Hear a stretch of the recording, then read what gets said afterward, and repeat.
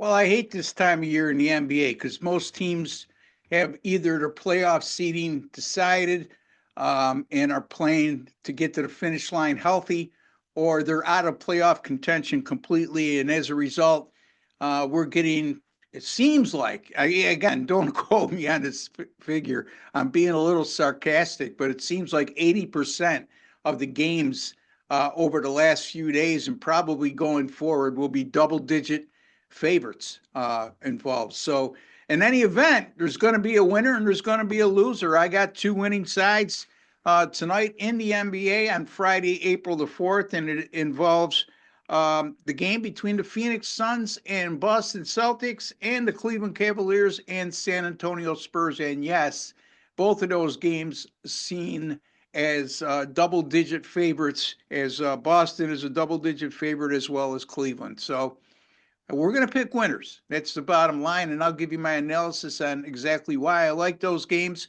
in just a second, folks. Just a friendly reminder, if you'd be kind enough to give me a like on this video, it just shows a token of your appreciation for the work that I do and the time and effort I put in to bringing you a quality free pick video each and every day right here at WagerTalk TV. And speaking of WagerTalk TV, if you have not subscribed yet, there's a subscribe button right in the bottom right-hand corner of your screen there in your video box. It should be. And hit that subscribe button. It's 100% free to subscribe to our YouTube channel. And then while you're at it, folks, click on that alert notification bell for Wager Talk TV, and you'll be brought up to speed whenever our great content goes up on our great channel. Also, two specials to go over site-wide at Wager Talk right now. $195 will get you the rest of the NBA season, includes the rest of the regular season, right through the playoffs and the NBA Finals for $195. And also, folks, same thing applies to the NHL, the rest of the regular season, the playoffs, and right through the Stanley Cup Finals for just $195. Folks, last three NBA postseasons, by the way, I'm a cumulative 114 and 76, 60%, and a net profit of 12,285 units based on $100 bet per unit. So, made a lot of money over the last 3 years in the NBA postseason. High rate of winners at 60%. Don't know what you're waiting for. Click on that my personal link, I should say, wt.buzz/RB, and find that 195 rest of the NBA. And by the way, NHL not bad either, folks. 17-9 run, 65% since March the 4th. And like I alluded to yesterday, my volume of picks and the amount of value on my picks will go up exponentially during the playoffs. So take advantage of both of those offers, not only for myself, but for the rest of the great guys over at Wager Talk as well. All right, let's get to the meat and potatoes because we got two games to cover. And I know a lot of you out there are impatient, so thank you for listening to what I had to say. And again, folks, we're in business here. We have to promote and we have to market. All right, so let's start with the Cavs at the Spurs. That goes at 8:10 p.m. Eastern Time. The Cavs right now a 13-point favorite. The total in this game, 241. These teams only meeting this year just happened recently on March 27th, and Cleveland walked away with a 124-116 home win, failing to cover, though, as a 14.5-point favorite. San Antonio is 10-6 straight up and 12-4 against the spread at home this year when playing with same-season revenge stemming from a road loss. So they lost last week at Cleveland, and that fits right into that very good situation for San Antonio. 12-4 against the spread at home this year when playing with same-season revenge stemming from a road loss. The Spurs 4-5 straight up and 6-3 ATS in their last 9. Not great, but they're certainly, for a team with the record and being out of contention, it's been very competitive. Cleveland in their last 6 on the road, 2-4 straight up in ATS. So they've been somewhat beatable on the road of late. San Antonio is coming off a 113-106 win at Denver in a game they were just a 2-point underdog because Denver was severely shorthanded with players sidelined by injuries or rest. And they held the Nuggets to 39.6% shooting in that game. And that's important because the San Antonio Spurs have gone 6-1 against the spread this year after holding an opponent to 40% or worse, or less, I should say, in their previous game.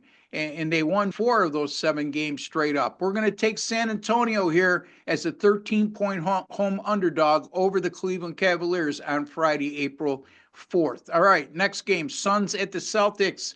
7:40 p.m. Eastern Time. The Celtics minus 14, the total 226.5. The Suns are battling for a playoff spot, and you wouldn't know it by their recent performances. They're 1 game behind Sacramento for the 10th seed, which would get them into the play-in tournament before the official playoffs begin, and a chance to advance. But you know what? It doesn't seem like they're really interested in playing postseason basketball because they've shown no desperation or urgency of late, going 0-4 straight up in ATS in their last 4, losing, not only not winning and covering those last 4, but losing by an average of 23.7 points per game. And they say when you get urgent and desperate, your defensive intensity should ramp up. Well, that's not been the case with the Spurs because in that 4-game losing streak, they're allowing 134.3 points per game and 56.9% shooting from the field by their opponents. The Suns are also 7-14 against the spread this year on the road whenever the total is 220 to 229.5. And if you're keeping score at home, not only are they 7-14 ATS in those games, 2-19 straight up. The Celtics are coming off an embarrassing performance in their previous game. And we can give them somewhat of a pass because, look, they're 5 games behind Cleveland with 6 games left to play for the number 1 seed in the East.